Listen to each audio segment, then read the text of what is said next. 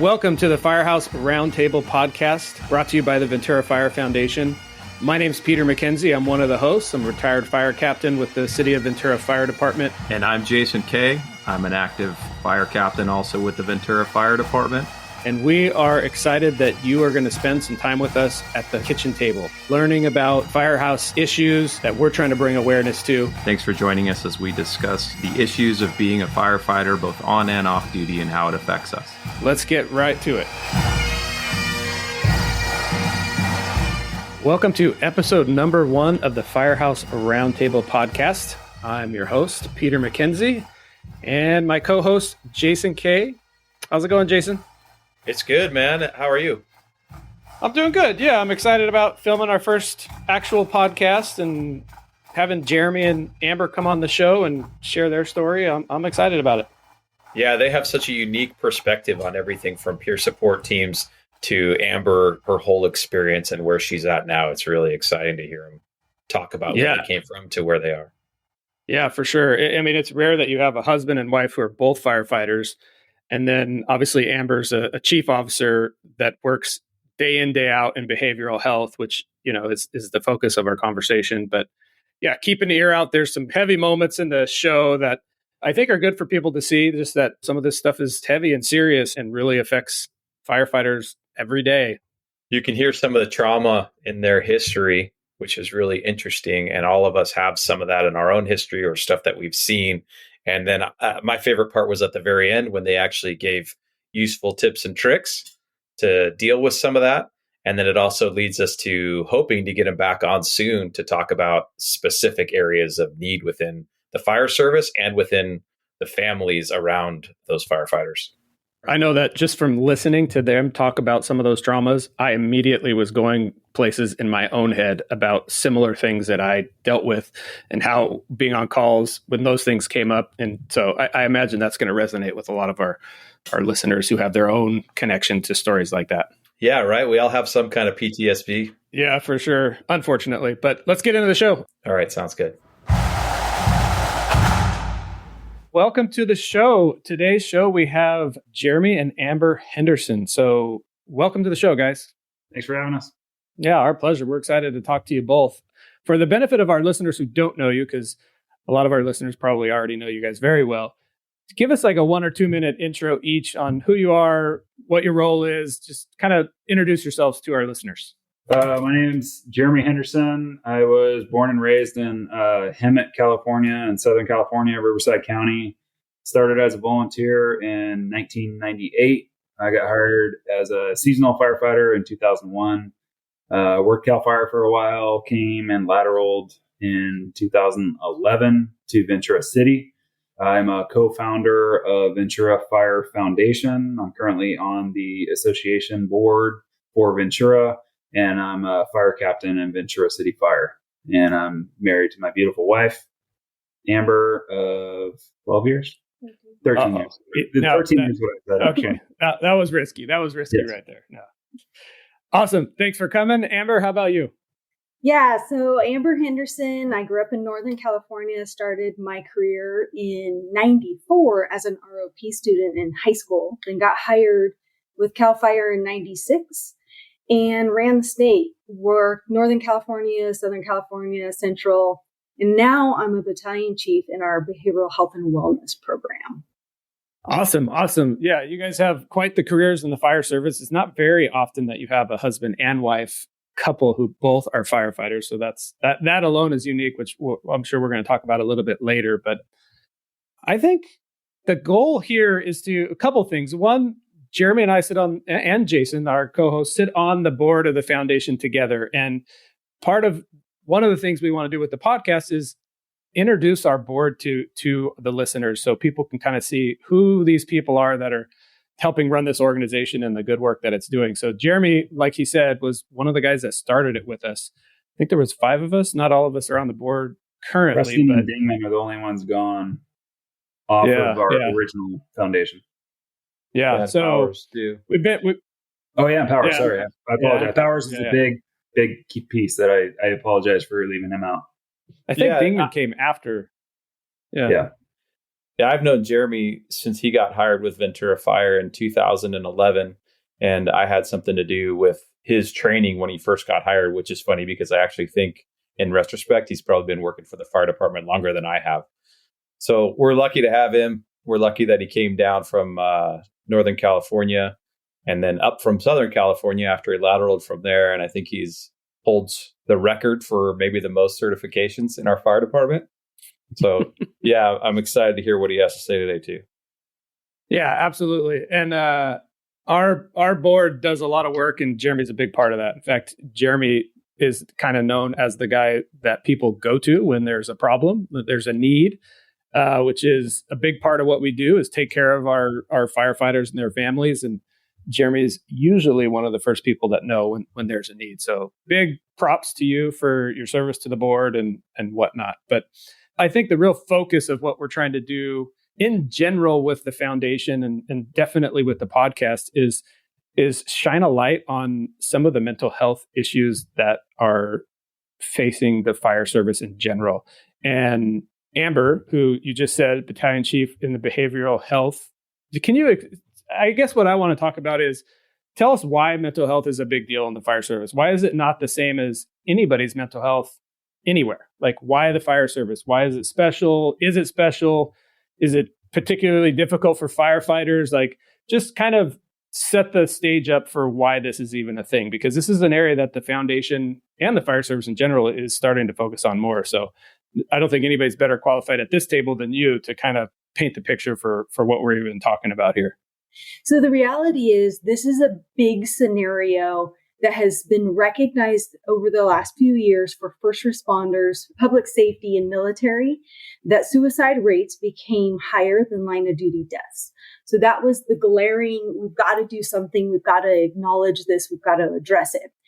And as that kind of evolved, peer support programs were starting up in all the different agencies, recognizing critical incident stress management, what we can do. And it very reactive, like, oh, they're seeing bad stuff. Let's try to help this scenario. In addition to that, what's actually kind of more of a popular concept right now, especially in my department, is going from a reactive to a proactive state. There's some studies done, and don't quote me on any of this. It's, again, general concepts. Military has a lot of information about this, but first responders are drawn to the career because of possible trauma in their childhood. So we come to this industry with some rocks in our backpack already.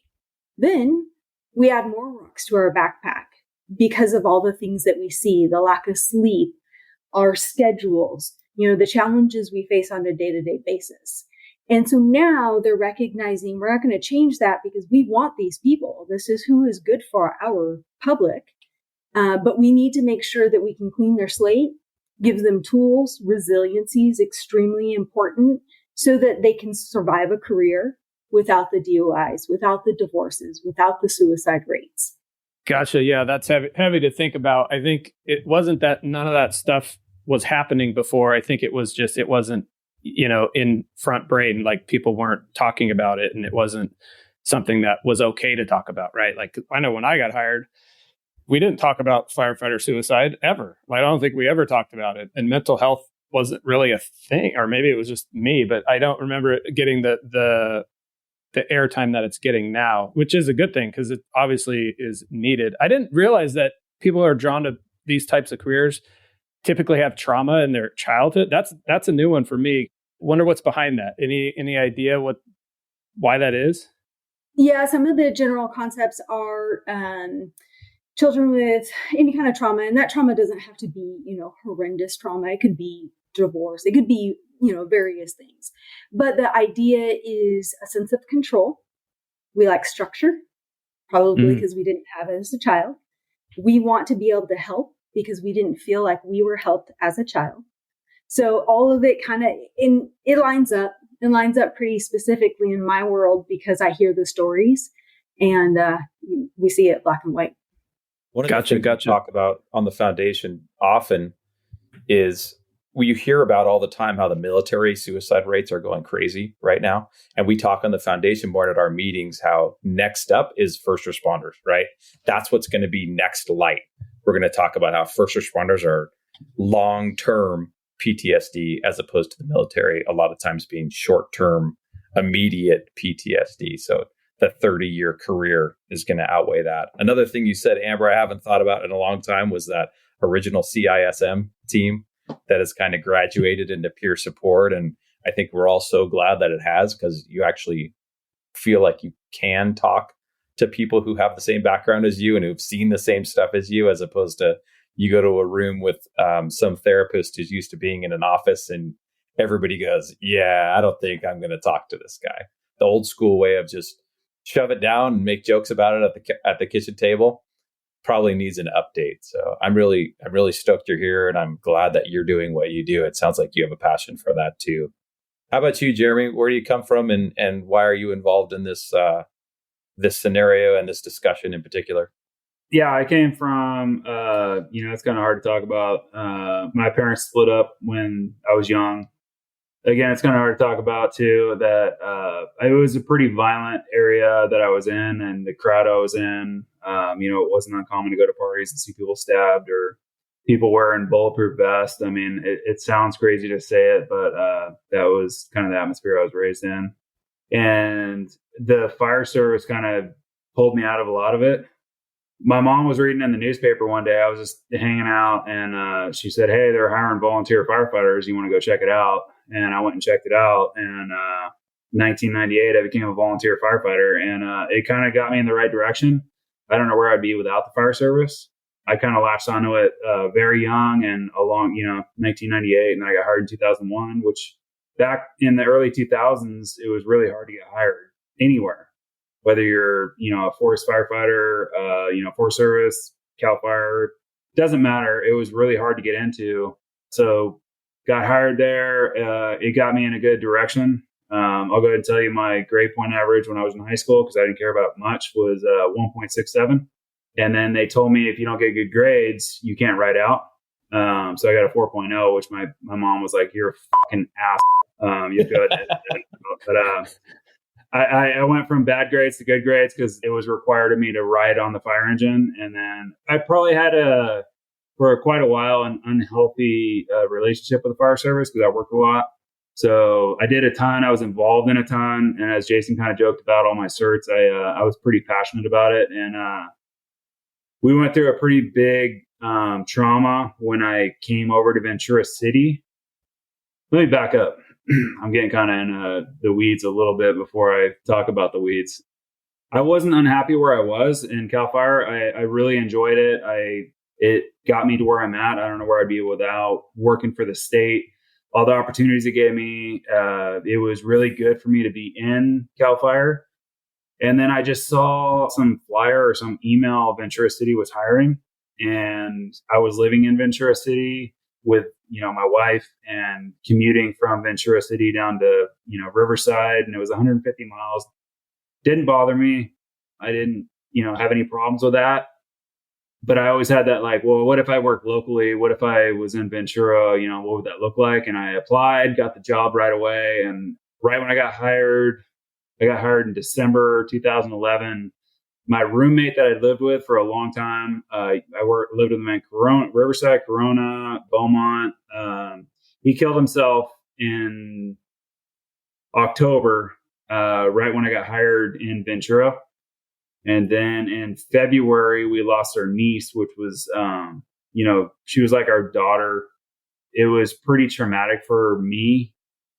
But I would say coming over to Ventura at the time, it was really good for me to be on probation because of where I was at mentally for what was going on. And we had a lot going on with all of that, but worked out really good. But it really also checked me for where I needed to be to not work all the time and not do a bunch of shit for work. Not that I don't care about my work, but it also made me realize the different things going on in life that doesn't all go into fire service. So it really checked me a lot. And I went to more vacation mode for quite a while, which Jason's going to love this one. it made me stabilize my life a lot more, which was a terrible event we went through. You've been through some tough times. It's crazy. When I first met you, I remember you weren't totally convinced when you first worked for Ventura Fire that you should be here because you lived here. And basically that's why you lateraled at the time. And I think since then you've been really happy with that decision that you've made. I've only seen you get happier as you've been with the fire department.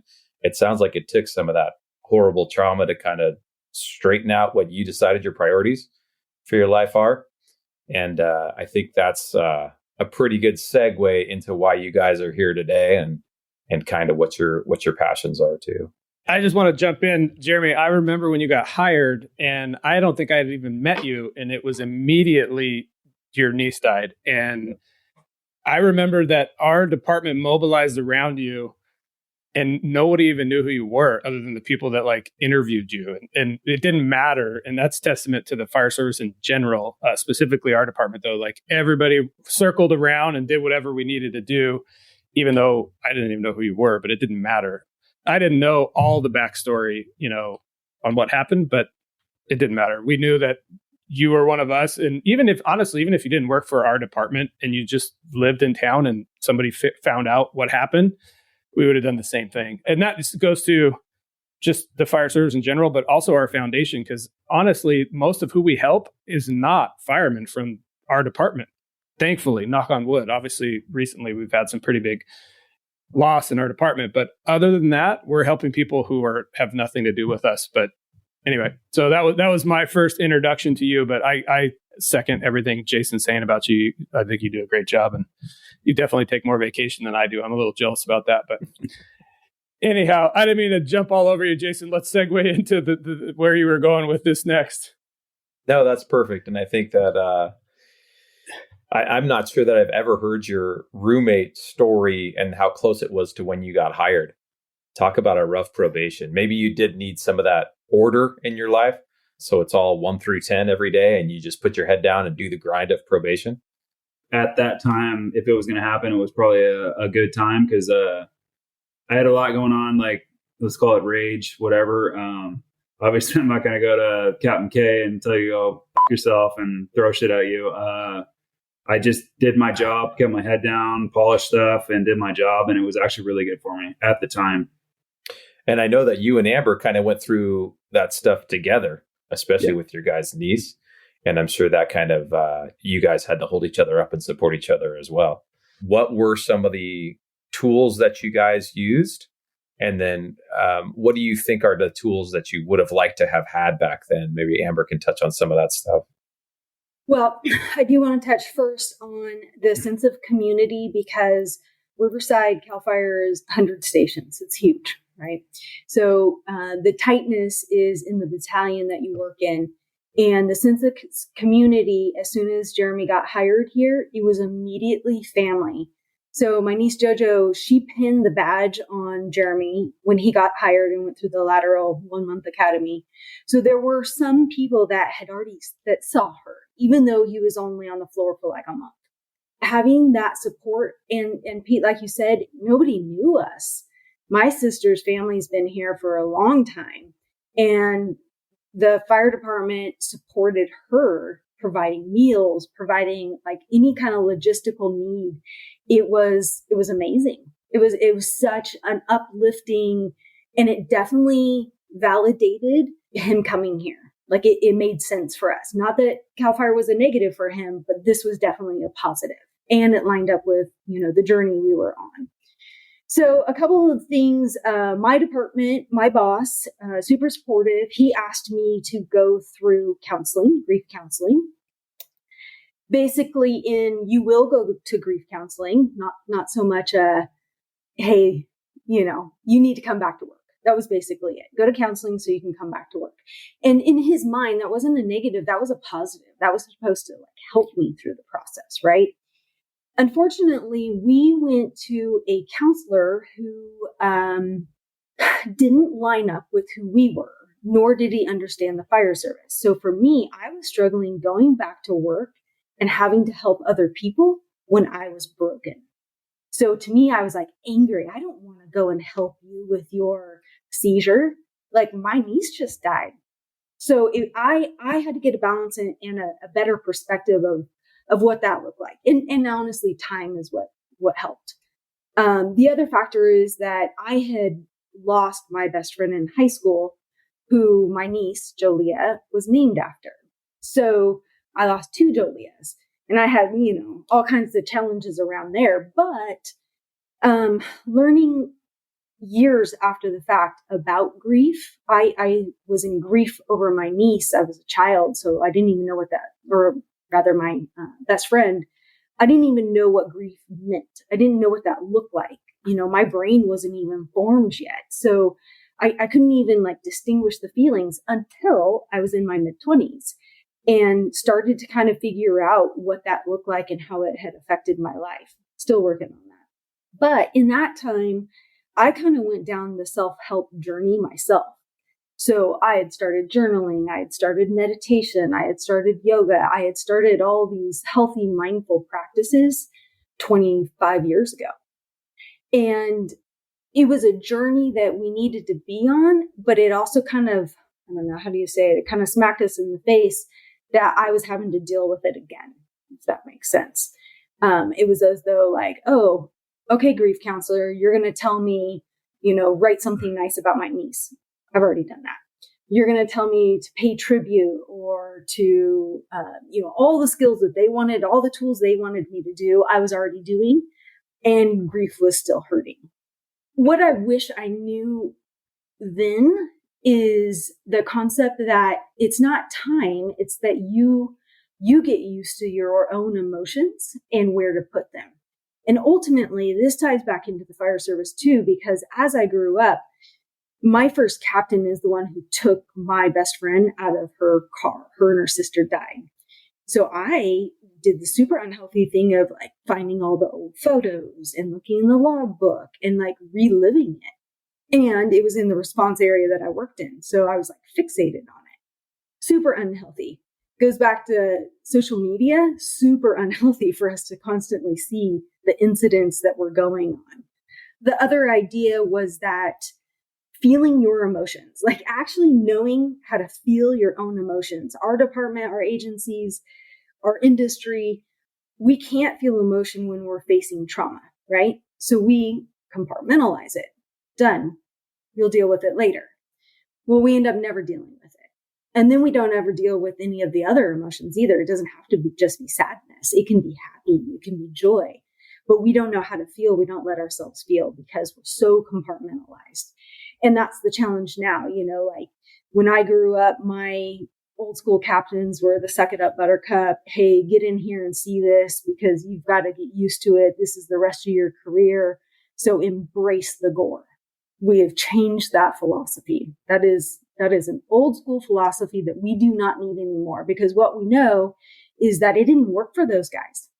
That's the suicide rates. That's the retirements that only last 2 years after they retire.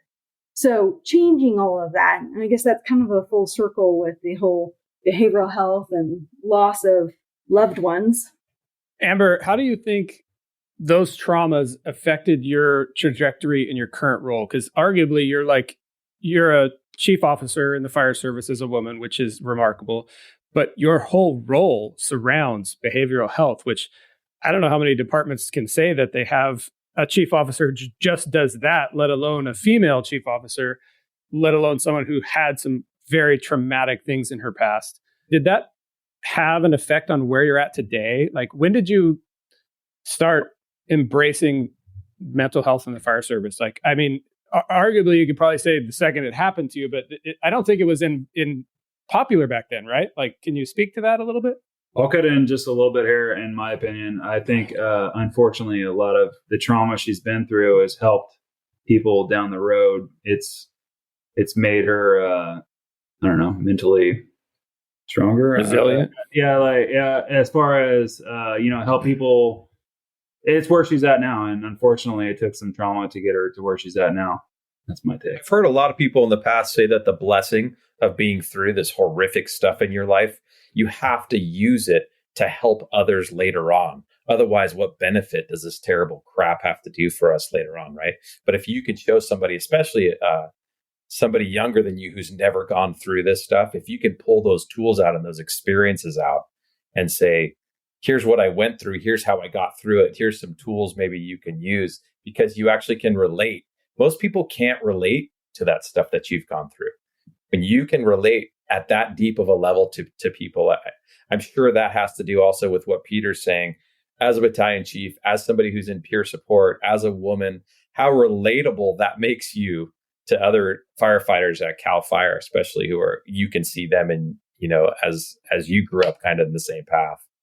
Yeah, honestly, that's exactly, it's an odd thing to say that I am grateful, but I am grateful for the journey that I've been on. If you would have asked me 10 years, did I think that I was going to be in behavioral health? I would have said not a chance. That's not who I was, because I was immersed in this like fire service industry and proving myself and being the best that I could be, and ego driven and all these like correct things that you have to be a good firefighter, right? And so 10 years ago, I would have been like, no, the station captain, that's just how I'm going to be. I'm going to retire that way. And honestly, something just kind of clicked. And I think part of it is that I got to a healthier state. And then I realized I can use these tools. And, the reason that being a firefighter for 24 years, I can relate. I've worked at really busy stations. I've worked remote places. I've worked up and down the state in so many different capacities. And there's always a sense of a female so one of my engineers years ago said, Amber, we actually talk to you differently than we talk to your partner, my counterpart. And I was like, wait, what do you mean? Like, I get the difference male, female. And he's like, no, like we actually share our life with you because you're a female.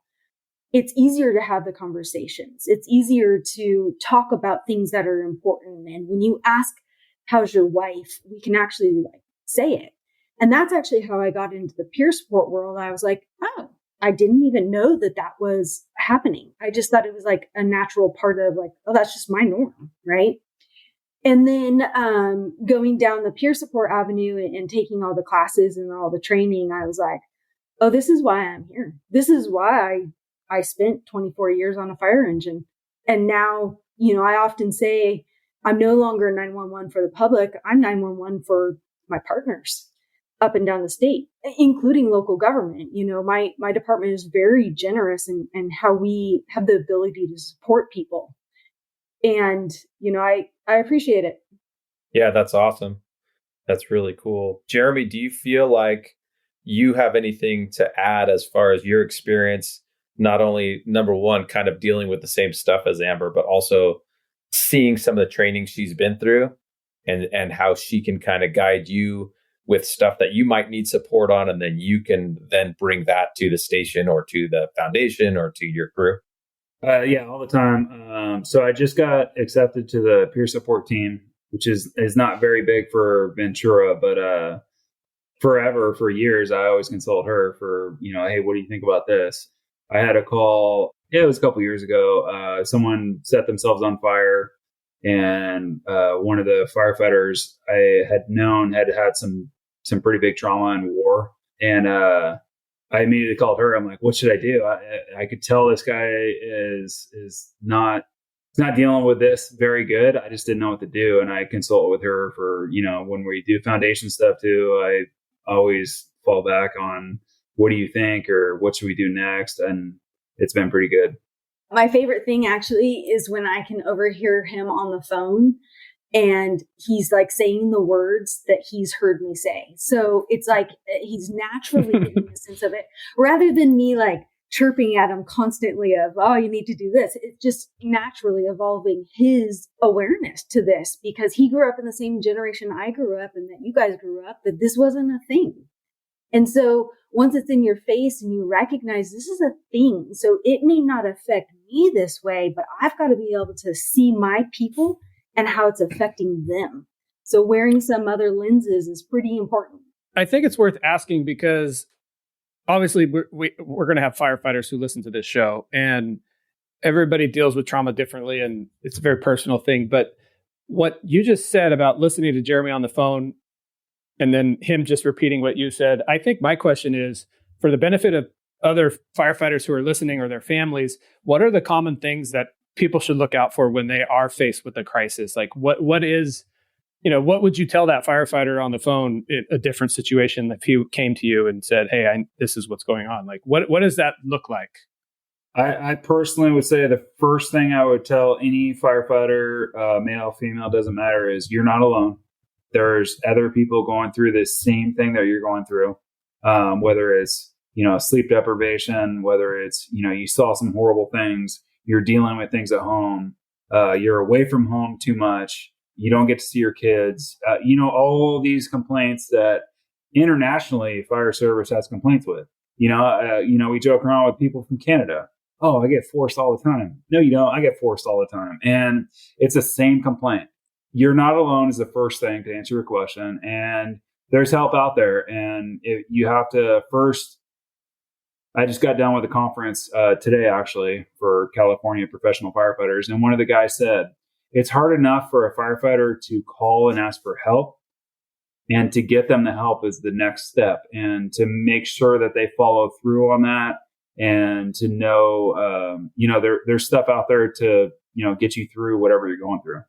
Amber, anything to add to that? Or yeah, I would just say, like, part of the role that I work in is that I don't give advice, I provide avenues.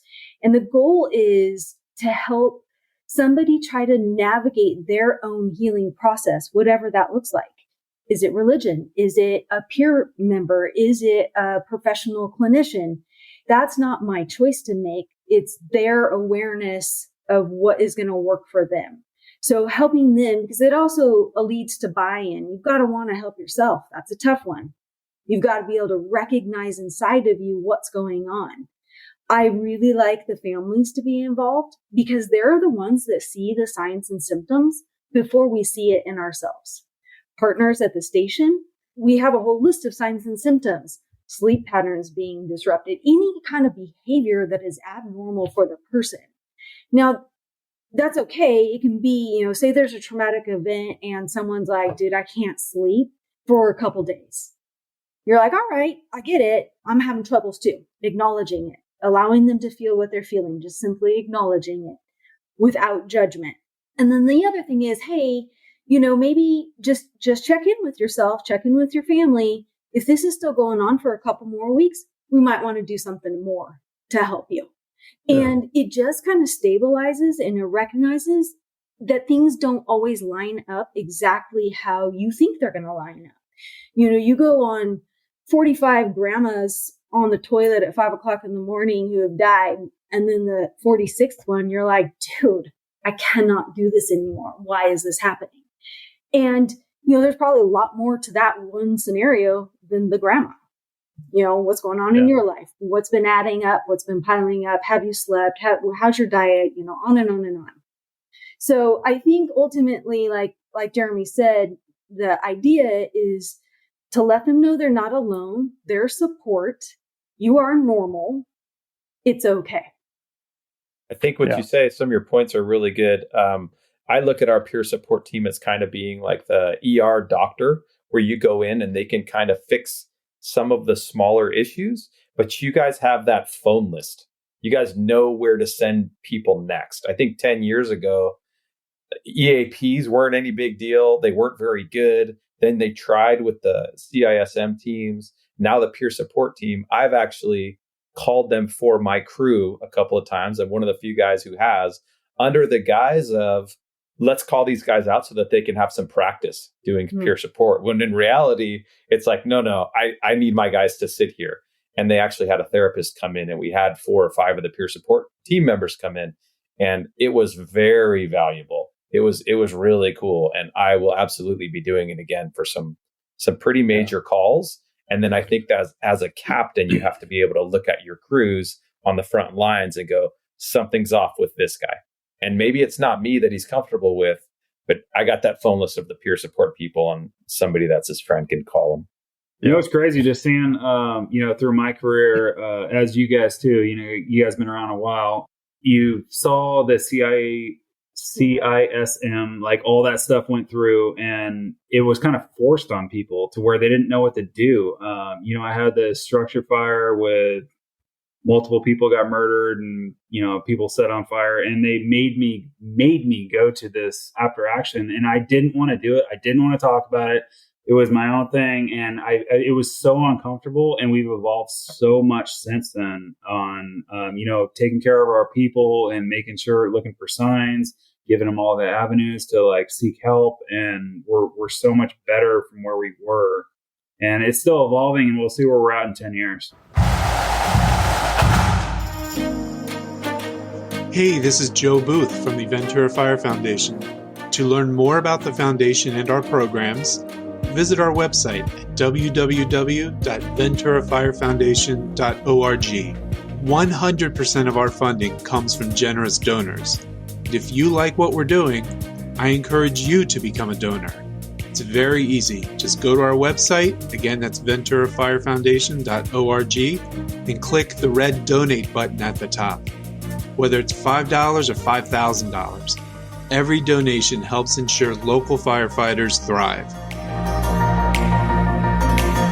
Amber, when you were saying you've been on grandma 45 times and the 46th time is like it pushes you over the edge or something, it immediately brought me back to when my dad died, which was whatever, like losing a parent's difficult, but pretty normal for everybody. When I came back to work after that, it was really hard to go on a cardiac arrest for probably a year or two. And this was but he died when I was in my early 20s, I think. And back then, again, it was before all this enlightenment that we have now, I probably could have used some help. Like a peer support probably would have been helpful. We didn't have it. I got through it. It all worked out.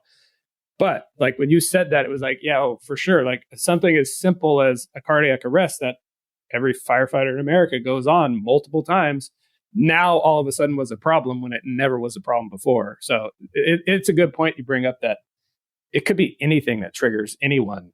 And we don't have the luxury of, you can't have a really bad day on a really critical call, right? Like there's too much at risk. Like something bad is going to happen if you have half your crew that's out of commission, head somewhere else. But I don't know where I'm going with that one. But anyway, I just thought I would share that because that resonated with me when you said that.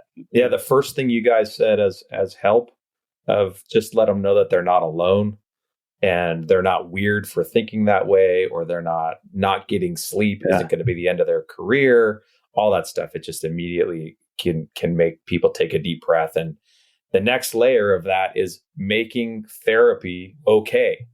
Right. So if you share with somebody, oh, yeah, I've actually been to a therapist. It wasn't this horrible down. It doesn't mean I'm never coming back or that I'm just done and broken. But, we see that differently so much now than we used to 10, 15 years ago. Some of the silver lining, I'm always looking for the silver lining. COVID actually has helped with that, in my opinion, because it was so sensationalized and everyone talked about mental health so much in the media while we were all locked down. I think that the language is just more natural. So it just naturally evolves into our world in the fire service too. And I think that we're kind of nailing it now because we're getting the clinicians who understand who we are. They were either military or they're married to a firefighter or a cop. So the people that we're talking to, they get it. They may not have ever seen the trauma, but they understand the lifestyle and how unique our profession is. Yeah, for sure. Not to change gears on you, but I have a lighter set of questions for you, which I know I'm curious about in my own head is it's rare that you have a husband and a wife who are firefighters. And then it's even rare that you have the wife who outranks the husband. So what does that look like in your relationship? I'd like to start with I outranked her first, but it's fine. We have flip-flopped a few times. Actually, it was a valid question that I asked him, like, how does that look for you? Like, it's, I know this is ego-driven. This man does not care. That is, he supports me in all my avenues. And, he wants me to promote again if I have the opportunity. So there is support there for sure. Do you guys turn off your fire department roles when you come home? Is it like a very clear on off? I imagine that's probably difficult to do, but what does that look like? No, it actually helps too. I mean, we do. Yes. To answer your question. Yes, we do. But we also vent, bullshit fire stuff too. That she doesn't break the confidential, because she's in a whole nother world now. But like, just the fire world stuff we'll talk about. And when I was on a fire engine also, it kind of always naturally felt that when we finally got days off together, which few and far between were many, many years, we would like digest all of our calls and all of our issues and all of our challenges, like word vomit within the first couple hours of seeing each other. Once we got it all out, it wasn't a continuous conversation. Do you know what I mean? So we both were able to, and I know now telltale signs of him. We text quite often, but we don't necessarily talk on the phone. If he has called me and is telling me about a call, he needs to offload it. So now I know, and he just naturally does it. I don't even think when he started to do it, he did it on purpose. But I know if I'm getting a phone call and he's talking about an incident, he's offloading. Yeah, that's so cool that you guys have the relationship to be able to do that. I've actually hung out with you both socially since right after you got hired. In fact, I'm proud to say that one of the first times that you were able to go out, we went shooting after JoJo. Remember that? We went shooting out in Castaic, and that was super fun. And we all got to laugh you guys helped us out. We got to laugh at Stephanie, who every time the gun went off, she jumped 2 feet in the air from the sound. And one of the things you just mentioned, Amber, was your partner, being able to offload some of those calls to your partner. I don't know how common that is, but I do think in the long term, that would be something really cool that you could bring up to spouses of firefighters who maybe are not in the industry. And I'll segue that even further and talk about the event that you guys just went to as the spouse event last week. If you could kind of hit on that a little bit. Stephanie went, my wife went with you, and she loved it. So go ahead and hit on that. Yeah. So to address first the offloading, this is something that's a misnomer a little bit, because I've heard some spouses that are like, well, I don't want to hear about the bad calls. And I get that, 100% get that. But if the firefighter could recognize they don't have to talk about the actual blood and guts and gore, they just need to talk about how they felt about it.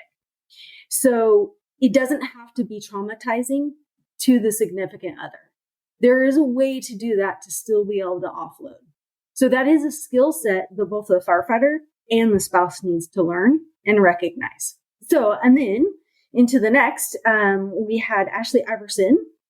And I had seen her speak before and have some mutual connections just, in the industry that I work in. And so we brought her up because the idea was that the Ventura spouses in this department, there are no females for those listeners. So it's all wives, girlfriends. They hadn't had an event. We hadn't had an all-female event. I think it was like 6 years prior. We're trying. We're trying to get some female firefighters. Well, that too. COVID messed us up, FYI. Yeah. So the foundation was generous enough to supporting a significant other's evening out, basically, and having Ashley Iverson come in, tell a little bit about her story and how resilient and powerful and amazing she is and what she has done to help herself after she lost her husband, who's a CAL FIRE firefighter, who died on the Thomas Fire.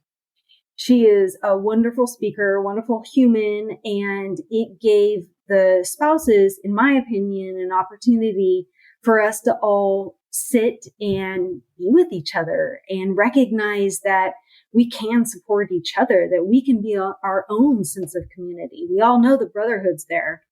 So creating this sense of support for our significant others, me included, is really important. So it was a very positive, uplifting. There was some heaviness to the night itself, which goes hand in hand with, honestly being married to a firefighter. That's a unique role for our wives. They have to be single moms. They have to be, on their own. They have to make decisions that a lot of the rest of society doesn't have to do without their husbands being available to them all the time, and also recognizing some of the challenges like the signs and symptoms that we were talking about for exposure to trauma what that looks like for their partner. Our event was wonderful. I truly enjoyed it. We had multiple agency spouses come out, which is really neat. I think there was an Oxnard, Montecito County. There was Burbank. I got a question for you, Amber. By the way, because I was there introducing Ashley, that was the most uncomfortable I've ever been in front of all those wives introducing her. But you have a unique perspective because you're both a firefighter and a firefighter spouse. And my question for you is, do you think that the families, spouses, kids are not as well served as the firefighters themselves when it comes to their mental health needs and the role that they play in the big picture? Is that a thing? Yeah, that's a real thing, because the data and all the research that's being done and us tracking suicides and all of that, that's all specific to first responders. There's nothing that is talking about what's going on aside from divorce rates. That's pretty solid. But the idea of being able to give tools, tricks, and tips to the ones that are at home, keeping the fort going, is pretty vital, because that's also a whole nother stress level for the firefighter, right? We know finances. That's a stress level. We know marriage, children, all of it. It's all a stress level. And that's all that stuff when it's compiled plus the job itself. If we could key in on some of these real specific things like, I don't know, financial education for firefighters, maybe that would help take some of the burden off. Very specifically, family support. What does that look like? How can we do better with either one, getting the husband to communicate with the wife or vice versa? Two, recognizing, again, you don't have to traumatize the wives or the significance, but recognizing that this is, how do I want to say it? I'm reaching for words, because sometimes it sounds like an excuse, like we're giving the firefighter an excuse for poor behavior, right? That we're saying, oh, well, these guys, they haven't slept at all. So if they're an ass when they come home, it's okay. It's just because they didn't sleep. Well, that's not okay, right? But we got to figure out how to manage that and what you need as a spouse, or what the firefighter needs. If it's an hour nap before you even have the first conversation, maybe that's what is needed. Maybe it's a surf sesh, whatever it is. But the significant other has to be on track with that. They have to be on the same page. Yeah. And that's not going to happen unless we educate. It takes experience, which sucks, because you have to go through the ups and downs. I talked with one of my firemen that has he had a new baby at the time. And I'm like, you have to check with your wife, because maybe she had a really bad night while you had a really good night. Yeah. And it's that communication, and maybe she needs a break when you come home, or, vice versa. Maybe you saw a baby get run over by his dad, the day before. There's so many different variables in our job that's really hard that you have to communicate. I'll say this. So I couldn't agree more. And I think that it's an underserved population. And one of my pushes in the foundation is I want to highlight the families more. Not that I don't want to take care of the firefighters, because we absolutely do, but I think that the families are underserved, and that's where I think we can make a big impact. But just to speak from my own personal experience, when I left the fire department a little over a year ago, it was hard to re-enter my family, which sounds crazy because I was never gone. Like, I lived there the whole time, but I was not fully there. Like, you give up a third to a half of your life to the fire department. So when I re-entered myself into my own family, and I'm having a conversation with my 16-year-old daughter, and she's telling me how much I disrupted things, and like she had a role that she filled when I was gone. And I'm looking at her like, are we having this conversation? Like, there was a whole world going on in my own house that not that I didn't know, I guess I just wasn't really aware. And that's when, like, for me, light bulbs are going off. Like, you guys were being neglected. I mean, I don't know any other way to say it. It's embarrassing, and at the same time, it needs to be brought to light. Like, and I don't think my family was unique. I think it's all fire service families. Or if somebody does, I mean, it'd be a really special person that didn't get affected by the things that we do. But when I saw it at home, and my wife was clear, right? Like, but when I saw it in my daughter, that was like, wow, that was eye-opening for me, which is why I think we as the fire service in general can do better. We need to do better for that. I think you're right, Peter. Everything you're saying, I echo all that. And I think part of the podcast and the creation of this podcast is so that we can hit on a bunch of those issues. And a year or so ago, we had Minda out as one of the first speakers. And I think a lot of wives' brains were opened up from what she had to say and had never had thought of it that way before. And we need to look at the other side of it too, right? Because the firefighters who are at work shouldn't come home and just have the expectation that the world's going to stop. I'm home now. And I thought that was really good that Minda touched on both sides of that. Yeah.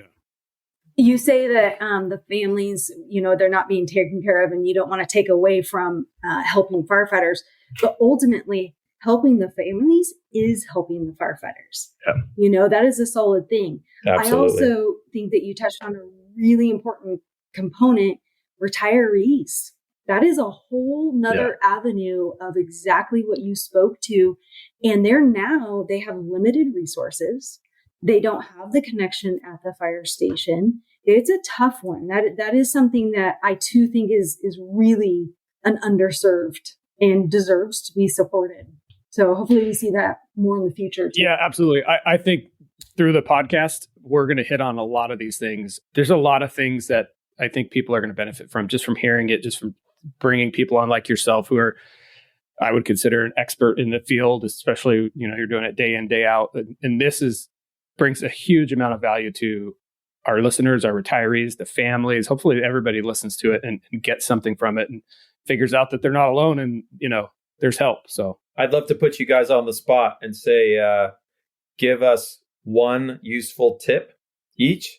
And then especially from Amber, is there something that, or is there some way that anybody that's listening in could kind of contact you if they want to be able to reach out if you're interested in that? I guess Jeremy's chopped liver, huh? I think most people know how to get a hold of Jeremy.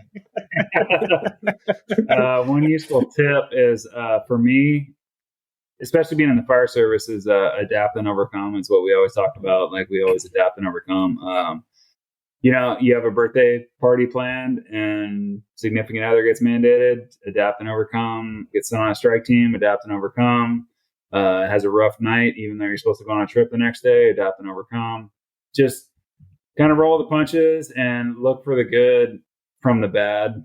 He got forced and he's going to make some extra money today. Always look for the positives. When I think in general, the fire service, we always look for the negatives and we always feed on the negatives and just keep it positive because negativity is a choice.